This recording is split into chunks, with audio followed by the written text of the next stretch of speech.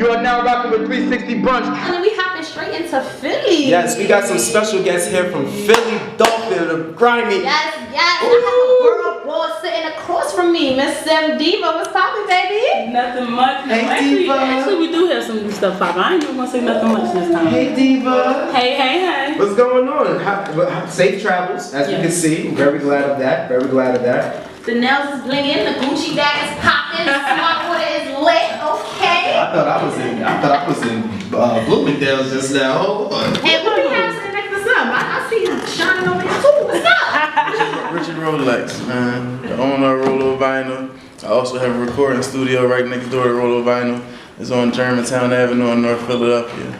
So Sim, tell me about some businesses. I know you have the Pink Ice Cafe. Yes, we You still open in have. Nash Bar. Yeah, we still have Pink Ice Cafe coming up on 3 years. The Shoe Bar by Sim Diva. I just did that in May. And I launched Lash by Sim Diva, which is located inside of the Shoe Bar, so it's just a lash bar set up. But we about to launch a mentoring program. So last time I interviewed with you too, I said I was going to do it, and we like 2 years later, and we finally about to launch it. It's titled the Icon Project. So what would you say was your first steps? Because you have 3 businesses. What was the first steps, the first process in becoming this girl boss, in starting the first business? I think you gotta see it in yourself first. I think you gotta know in your heart that this is what I'm about to do, and this is how I'm gonna make it happen. And from there on out, see, I did a whole lot of just playing it by ear. I didn't go to school for none of this or nothing. So.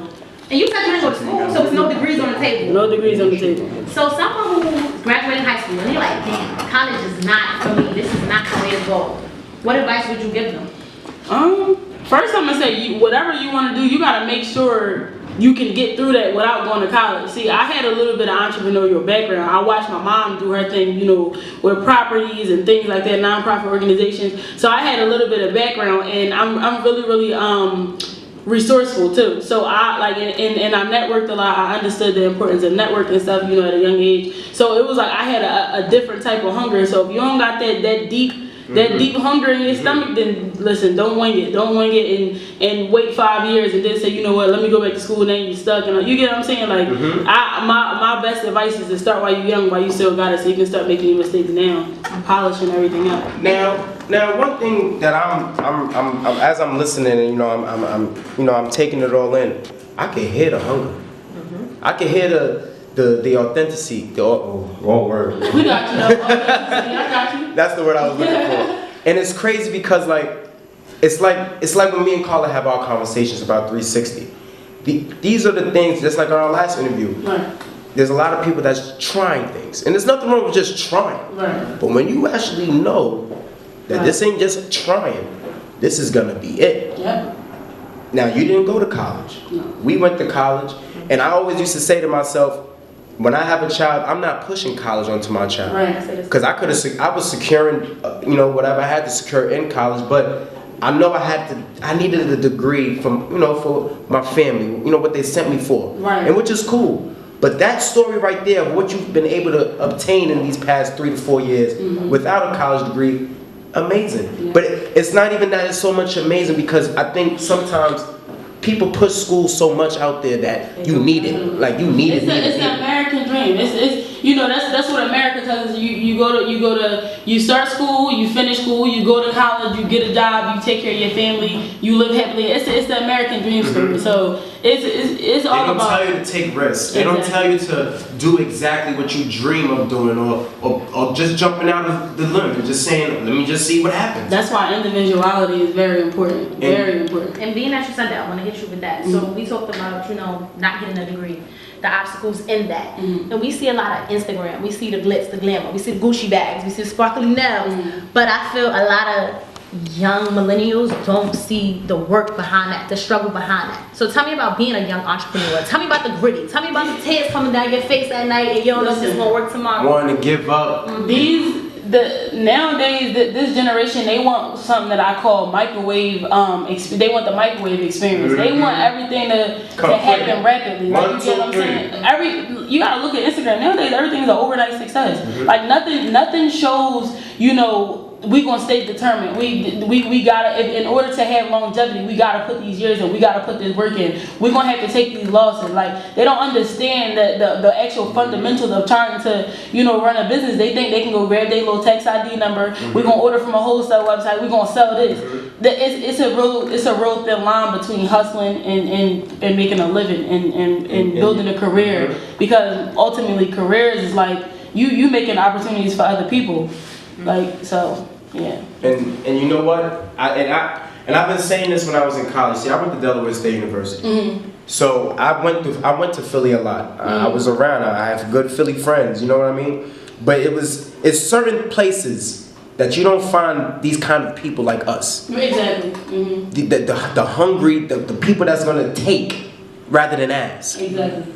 The people that say, I want rather than can I, please. Exactly. I just was saying this. And you know, and that's one thing I've been saying since I went to Delaware State. When it comes to New York, Philadelphia, DC, those three places right there, those are the people that actually kind of help the world go around. I'm not even gonna lie to you. Like, in New York City, you got to think about it. When it comes to Harlem and Brooklyn, the culture that we've created throughout past 45, 50 years of life has expanded to Michigan, to Detroit. People, you can see somebody from Detroit dressing just like us. Exactly. You can go to Philly. Matter of fact, and this is so fun, I can't make this up. We was in a club last night. My boy, Milano Doubt. What he know about Milano? Exactly. You know what I'm saying? Exactly. And unless you went to, for instance, because I went to Delaware State, I was exposed to Milano in 2011 and 12. Right. Was it as big as it is right now? Hell no. Exactly.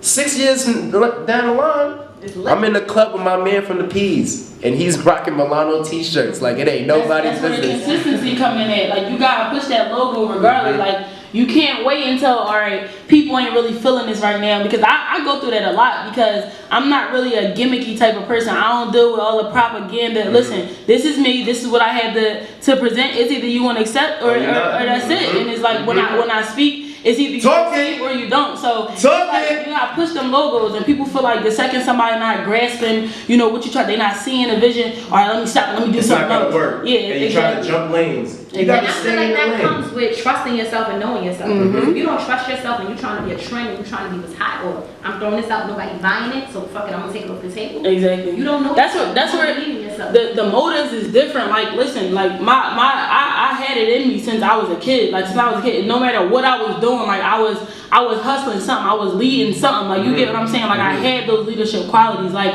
I always wanted, no matter what I was doing, I wanted to make sure the people around me was good too. Like, starting back in probably like 4th grade, like I had little girl groups and we was selling kids. You get what I'm saying? Like, so it was in me already. So now it's just like people starting because they want to be known. And I say that all the time. Like, me and my manager was talking about the mentorship program. I'm like, the intake process gotta be like well laid out, because I don't want nobody to come and say, you know, I want you to be my mentor because they want followers and all of that. Because see, I'm not an Instagram, what I say, quote unquote Instagram girl. I don't care about the K's on the followers, none of that. Like, I am who I am on and off Instagram, so I don't want nobody to be around me based off what they can possibly gain off of status and Instagram. You get what I'm saying? So with the mentorship program, I'm like, listen, Dom, we gotta figure out who hungry, who really want this. Like, you get what I'm saying? And ultimately, I'm gonna grow with my mentees, because I really had a problem at first with, because people feel like they sit themselves on these pedestals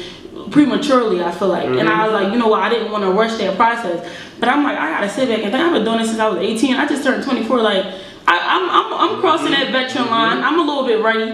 So it's like, yeah, so now I'm ready. That's how sometimes you gotta tell yourself, like, exactly. No funny shit. Get him out.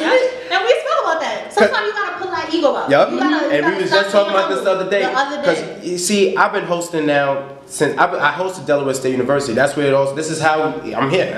I started at. So I know what you're talking about, Delaware State. Right. So like, I went to Del State and I turned myself into a host. I watched somebody, you know, do shows, and me personally, I wasn't excited. I'm sitting there and I'm thinking about a lot of different other things other than what's in front of me. Right. And I said to myself, I think I should be the person up there holding everybody's attention. One day he said, yo, you can host one of my shows. I'm thinking, I'm about to do something crazy. 9 people. A show with 9 people in it. That was the first show I ever had in college. 9 people. From them 9 people, AKAs. Hey, we want you to do an event for us. Exactly. Outfits. Yo, we like you. Next thing you know, I'm at the table with People, the school, the whole school. But people scared of that though, because like I said, because right now we living in a socially influenced generation, Yep. like social media influence. So it's just like now it's just like if I don't have a big audience, I ain't going out. No, like That's not it. I had 5,000 followers, so I started off with people and it's like, dang, they had probably 100K, and I'm looking around like, well, damn, what am I doing? Then I had to check myself like, no, I'm being me, and everybody ain't really receptive for that. But we had a conversation about followers. Shaw was saying Yeah. how it's people with 100K followers, and we sit in the same room with y'all. Exactly. So We followers just- is not amounts of dollars. It's not amount. It's a little clout on the gram. And these the same people. You walk in a room with them, they quiet. In the Exactly. corner. They can't. They don't even got say the ego. something. They don't got it. They don't got it. And They it's don't got funny that because swag. I just did a panel the other day with some other hip hop faces and voices and creators of stuff here in Right. New York, and we were talking about different underground artists here in New York. We were ranking them 1 to 10. Now, some of the things that we were ranking them off of was views, social media, and I forget. Was it like? It was views, social media, it's just all of that. Right. So one of the conversations between a couple of artists that we were trying to fit into the list were, he doesn't have enough followers on Instagram. Yeah, that's crazy. He said he has 5K followers, he has 100 and something K. I said, so he said the numbers show it, numbers lie. They do. I said to them, so I asked everybody in the room that was, personalities and such. I said, yo, how many followers you got? Oh, I got like 45K. All right, what about you? 23K. All right, you only spoke twice, but all right. Damn, 60K. How much you got, Shot? I got 3,000. And We in the same room. You thought you was lit. Exactly. And you're not better than me because you have these followers. And what's I just know that crazy- you was just buying followers. What's crazy is these people, a lot of people, I can't say everybody, but a lot, because of course, as you can stay consistent, your platform grows. But we got people that sort of, it's almost like they don't have a presence if it's not, like I said, through social media. And it's like, what can you really do? How credible is what you're really saying? How credible is what you're saying? You get what I'm saying? Like, you don't have any credentials. Like, how can you be credible with no credentials? I don't understand. Like, what can you offer me besides social media, besides followers? Do you know how to generate revenue? And it is crazy because a lot of people, even with the whole following thing, it goes like, it's people that can have a lot of followers, but they can't bring out a crowd. Like, you get what I'm saying? But you can have somebody with 3,000 that know 100 and some people, but all 100 and some of his supporters are gonna come, but that person with 100K, they just follow just because you entertain or something like that, so they ain't coming to your event. You get what I'm saying? So crowds and stuff like that kind of stuff. But you know what it is? They don't have that aura. Like I said, I walk in the room, it's a chick in the corner, it's a chick over here, a guy over here, all these followers can't sell themselves. Exactly. And half the time you could gain followers from taking off your clothes. So when I look at that, like when we tell people to come to 360, we're not looking at 100K. We're not looking at 50K. We're looking at talent. Exactly. We're looking at aggression. We're looking at hustle. We're looking at that real bag, not followers.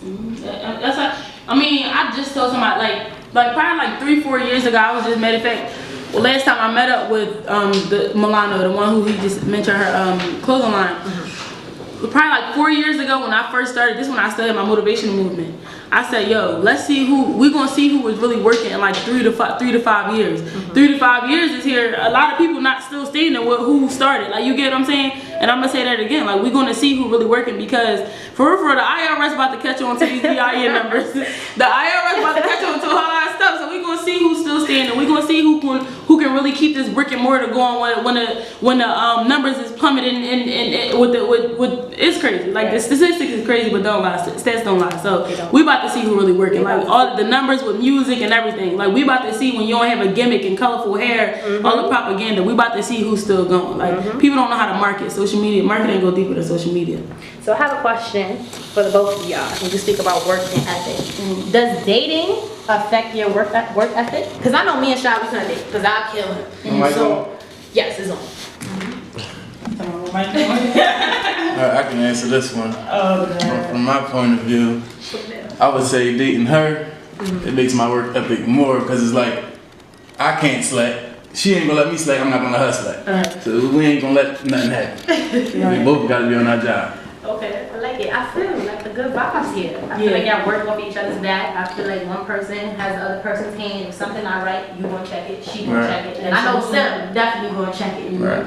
See, that's you. Remember, last time I spoke with you, I said I don't date. It's a distraction. I remember. Yeah. When you posted this on the gram, it buzzed my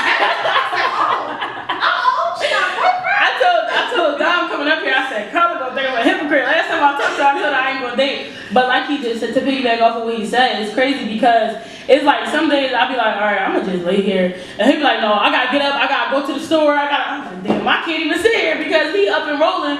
So I can't even sit here. But like a lot of our conversation is that, and it's like, you know, I used to feel like it was no, I used to be like, I ain't gonna find nobody that's gonna match my hustle, that's really gonna understand. Besides, like he understand me in a way where I don't even have to always voice it. Like you get what I'm saying? Like we be like, oh, me too, stuff like that. So given the fact that we're both, you know, young entrepreneurs, like we got a lot of the same mission, stuff like that. So we just like you said, we bounce off of each other. I like it. I like it. We're gonna take a quick break with 360. We got Philly in the building. When we come back, I want to hear more about the businesses. I want to hear more about 2018. I want to hear about the 2018 bag. So when we come back, we still got Sim Diva in the building, the brunch way. We're just big on love here. That's right. Just like my work boyfriend. We take care of each other here at 360. We take care. When you gonna put that in there? Don't put nothing in it. I don't want shot. She just made this a little spicy. Yo. So Sim, the shoe bar. The shoe bar by some. Now I've never in my life heard of a shoe bar. So in my head, I'm thinking I'm pulling up to get smacked and cop some sneakers. That's my initial thing. I'm thinking I walk through the shots being given, and they like, yeah, size 9 is over there, and I'm like, alright. You on the right track, but no, the shoe bar it's another platform for exactly what I just said. When you walk in, it's a bar. It looks like a bar, but all the shoes are behind the counter. So you get complimentary wine as you shop, things like that. But we ain't getting nobody smack face in here. I can't have that going on. Right. But you know, your barmaid gotta basically hand you your shoes, and it creates it opens up for a conversation, and that's something that people in this generation don't know how to have anymore. Networking, all of that. So let me just say that right now. That is so wavy, bro. Thank you that so is much. Wavy. Thank you so much. And if you give us permission, we gonna start that shit right here, bro.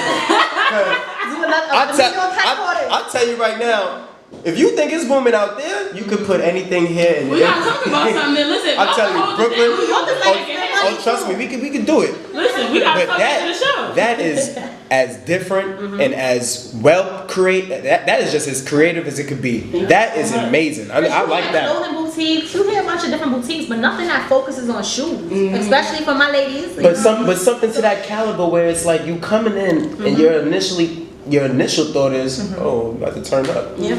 And the whole time, instead of the bottles being in the back of the bar, it's a line of shoes.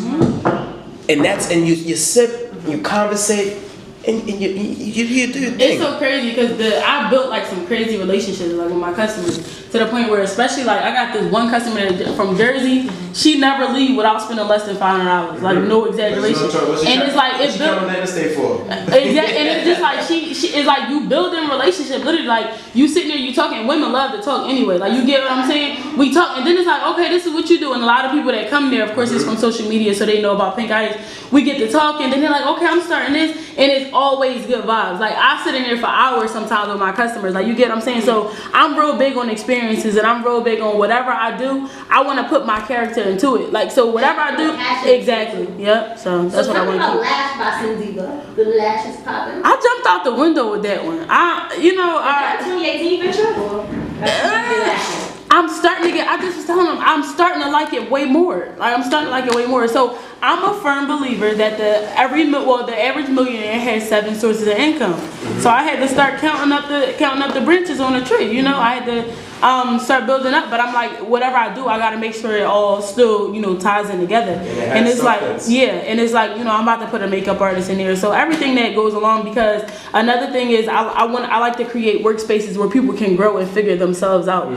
So it's just like I'm about to start the consignment so brands can push their own stuff. I'm about to start the makeup artist. The makeup artist, she's like, I'm really trying to figure myself out. I don't really need to work around a lot of other makeup artists because I'm trying to figure out who I am. And then sometimes when you're around what you want to be, it helps you to morph into that, you know, that person you want to be. So it's just like that's the kind of atmosphere we create. And so I ain't even gonna say for 2018 because that's what I've been trying to do, but I feel like I'm gonna be able to do it fluently, you know, in 2018. What's next for Sim Diva? What's next on that branch for the 7 sources of income? I don't know because I got he trying to push me into properties because he into properties. That's his thing. Besides his stores and his recording studio and stuff, so he's in a property. So I'm trying to figure out if I want to do the whole property thing. Lately, I've been doing the consultations to do one-on-one for, you know, just a little bit of brand direction. I know I can't go that much in depth, but I know how to point you in the right direction. So I've been doing like consultations and stuff for that. So I'm the type of person like I gotta do it to see how much I like it, because if I'm not passionate about it, I won't be consistent with it, and I know myself. So that I'm just still figuring myself out. You know, I'm still learning myself as a woman. I'm 24, so I'm learning myself as a woman, as a businesswoman at the same time. So one thing I really like is, you see, the hunger for you is already set in stone, but your hunger for bettering another person is what's wowing me, especially with all the things that you're doing at the same time. Right. Not only are you trying to manage your brand and your businesses, but now with the whole mentoring thing, you're trying to make sure that these 6, 7, 16, 20 people are following their dreams, and you're the person that's coaching, but at the same time supporting. Exactly. And that right there is, I'm taking that with this interview, and that's something that I'm really walking away with. Exactly. Is to, you gotta, and it's something that we spoke about the other day, is bringing it out of other people. Exactly. You see, if I bring something out of you, I'm totally bringing it out of me as well. Exactly. Because that's the whole purpose of teamwork. And that's how you connect and network, passing it along. Because what you teach somebody else, they might grab up something and show you. You gotta be real about it. And another thing that us as a minority, us as millennials, we lose sight of the fact that everybody don't have to have my own. Sometimes it's important for you. Listen, I say all the time, in a boardroom, there's different seats, and every seat is filled with a different position, period. So sometimes it's not for you to be the owner. You don't always gotta sit, because you may know how to be the treasurer way more than this person know how to. You get what I'm saying? So it's different positions and everything. So it's like, even if entrepreneurship isn't for you, I want to help you figure out what is for you. And you know, with that, I feel like the domestics got pulled out of our generation really crazy. Like, women don't know how to clean that much. I'm learning how to cook again, but we don't know how to. A lot of them, like, it's like I wiped off the toilet. I'm learning how, because he likes to eat. So it's like, now I gotta figure out how to. So it's like, even with like, a girl will wipe off a toilet, and it's just like, sis, did you get around the bottom of the bowl? Like the domestic factor being taken away, because we're not only that. We're not only somebody there for cooking. But we need to know how to do it. You need to know how to do it. But that's not what I'm here for. Like, in my relationships, I'm not here to cook, clean, and I can do it. I do it for you, but I come with so much more. I'm coming with a bag. I'm coming with a backbone. I'm coming with so much more than the housewife from 50 years ago. But the sad part about it is, in there you have to find balance. You do. So like you said, we need to still know. These girls don't know how. Like, you get what I'm saying? Like, these girls want somebody to take care of them. Exactly, and that's bad. Seeing a Cardi being all set. Oh, she just exactly $150,000 ring. And it's like, even small stuff, like, girls don't know what proper underwear to wear with certain outfits. It get deep when it comes to the whole domestic thing. So those are the kind of things that I want to take the old school respect factors, the old school domestic thing, like everything, and I want to just start trying to put it back. I know I ain't gonna be able to do it by myself, but hopefully, since people get inspired by other stuff I do, hopefully they get inspired by that. And now we need to start putting some substance back into the generations. And I feel like you definitely started that. I feel like you're on the right track. You there. You halfway there. So keep it up. Keep doing definitely, I can tell you right now, there's a handful of 24-year-olds in Brooklyn, New York, that's thinking of all doing the things that you're doing. A handful. One of them sitting right next to me. But at the same time, and I don't think people understand our age. Like, we're still pretty young. Because you got to think about, I could tell you about 25, 24-year-olds right now that probably just woke up and just probably rolled a blunt, or probably just did something. Yeah, they doing something totally non-productive. You want to know what's crazy though? I feel like I went through all these different like phases in my life, and I feel like it was like a humility thing for me. Like, and now I handle things. I have a way more diplomatic approach with things. Like, you get what I'm saying? Because I went through each of those phases. So even with smoking weed, like a couple years ago, I'd have lit a blunt too, and probably wouldn't have did nothing either. But my mom one day was like, "You acting like a bum." Like, And I'm like, damn, why you had to put it like that? And it put that drive back in me. Like, you get what I'm saying? It was already in me, but I fell off. But sometimes people need that push again to be reminded. You need certain words. You need certain people to tell you a word that you don't really have in your character, but you hit damn. Exactly. I couldn't like that's not me. I couldn't believe it. Wait, what did I do for you to say that? Exactly. I won't do that again. I couldn't believe it. And I could definitely understand You that. not no bum no more. I can tell you that. Ain't no I can bum tell you left. that. Sim Diva is in the building right now. Philly's definitely being represented well. We want to thank Sim Diva for pulling up. Thank y'all for having me. Man, I'm very happy to have you because I'm going to Philly soon. I'm going to Philly, and I know I got some people I can call. We can make things happen because you guys are amazing. Especially as a power couple, Yes. you guys are doing big things. We're young. We are the streets. Exactly. We are the new wave. We're next. We are the new wave. Yeah. I'm telling you, we got the next 25 years of culture. Exactly. You feel what I'm saying? That's why we gotta be the pioneers to put the Hello. substance back. We Hello. lost it somewhere, so Hello. we can do it. Yeah. So Keep it up. we want to thank you guys for coming through 360, showing some love in here in New York. So much Diva. for hospitality. Shout outs to Philly, Yes. Sim Diva, The brunch way. Rolly. It's the brunch way, ladies and gentlemen. We got some hot guests coming, and I'm gonna tell you right now, New York City, the booth is about to get burnt down. Coming up next, Bread Game.